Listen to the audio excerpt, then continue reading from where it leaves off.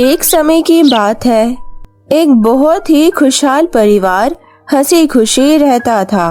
उस परिवार में सपना अपने मम्मी पापा और अपने छोटे भाई राहुल के साथ रहती थी। सब कुछ ठीक ठाक चल रहा था। फिर कुछ दिनों बाद अचानक राहुल की तबीयत खराब रहने लगी। बहुत इलाज कराने पर डॉक्टर से उन्हें पता चला कि राहुल को कैंसर है और अब उसके पास बहुत कम समय बचा है। ये खबर सुनते ही मानो उस हंसता खेलता परिवार में गम का साया ही मंडरा गया। धीरज रखो कामनी, सब ठीक हो जाएगा। कैसे सब ठीक हो जाएगा जी? हमारा बच्चा जिंदगी और मौत से लड़ रहा है और उसका इलाज कराते कराते सारे पैसे भी खत्म हो गए और अब उसके दवाइयों के लिए या उसके इलाज के लिए जितने पैसे चाहिए उतने पैसे तो हमारे पास है भी नहीं। कामनी, तुम सही कह रही हो। अब हमारे बच्चे को कोई चमत्कार ही बचा सकता है। सपना दूर से अपने माता पिता को ये सब बातें करते सुन लेती है। उसे बहुत बुरा लगता है।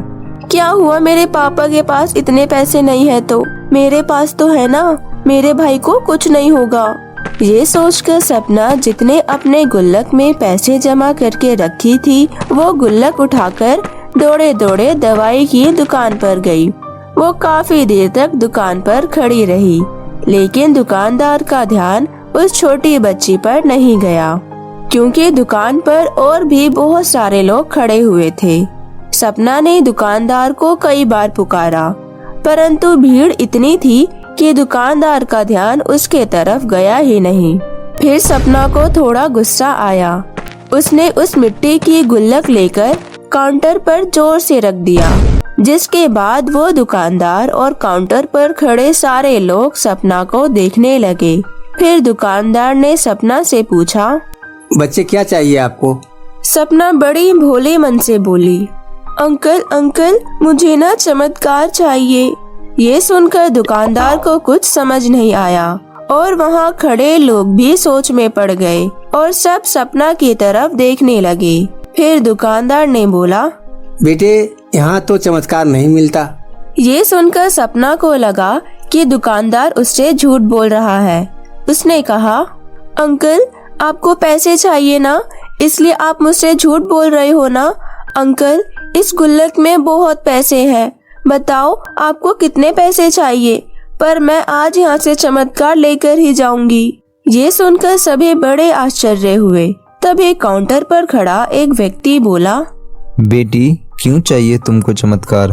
तब सपना ने अपनी पूरी बात उस व्यक्ति को बताई और कहा, और अंकल मैंने पापा से सुना था कि अब मेरे भाई को कोई चमत्कार ही बचा सकता है, और अगर मेरे पापा के पास चमत्कार खरीदने के पैसे नहीं है तो क्या हुआ, मेरे पास तो है ना। तो इसलिए मैंने जितने भी पैसे जोड़ रखे थे वो सारे पैसे लेकर मैं इस दुकान पर आई। ये सुनकर उस व्यक्ति को बहुत ही झटका लगा। उसने पूछा, बेटी कितने पैसे हैं तुम्हारे पास? ये सुनते ही सपना ने गुल्लक उठाई और जमीन पर गिराकर गुल्लक तोड़ दी और पैसे गिनने लगी। बाकी सभी लोग सपना को देख रहे थे।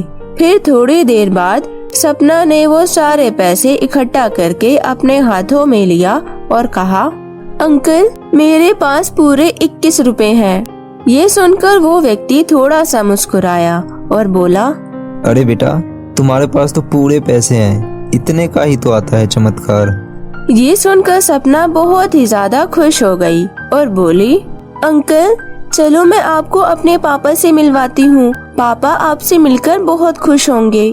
ये बोलकर सपना उस व्यक्ति को अपने घर ले गई। बाद में पता चला कि वो व्यक्ति कोई आम व्यक्ति नहीं था, बल्कि एक बहुत बड़ा डॉक्टर था। उसने सिर्फ 21 रुपए में उसके भाई राहुल का ट्रीटमेंट किया और कुछ दिनों में राहुल बिल्कुल ठीक होकर वापस घर आ गया। राहुल के ठीक हो जाने पर उनके घरों में खुशियाँ फिर से लौट आई। फिर कुछ दिनों बाद सपना अपने माता पिता और भाई के साथ बैठकर बातें कर रही थी। तब कामिनी ने दिनेश से पूछा, अरे अब तो बता दो जी, आखिर ये चमत्कार आपने किया कैसे? ये सुनकर दिनेश ने अपनी बेटी सपना की तरफ देखा और कहा, कामनी, ये चमत्कार मैंने नहीं बल्कि हमारी बेटी सपना ने किया है। फिर दिनेश ने कामिनी को सारी बात बताई। ये सुनकर कामिनी की आंखें भर आई। उसने अपनी बेटी को अपने गले से लगा लिया और फिर सब हंसी खुशी रहने लगे। तो मेरे प्यारे दोस्तों, यहाँ पर एक बहुत बड़ी बात है जो हम उस छोटी सी बच्ची से सीख सकते हैं कि जिंदगी में कभी कभी ऐसा होता है कि हमें कोई रास्ता नजर नहीं आ रहा होता और हम लोग हिम्मत हार जाते हैं, परंतु हमें हिम्मत नहीं हारनी चाहिए और हमेशा लड़ते रहना चाहिए।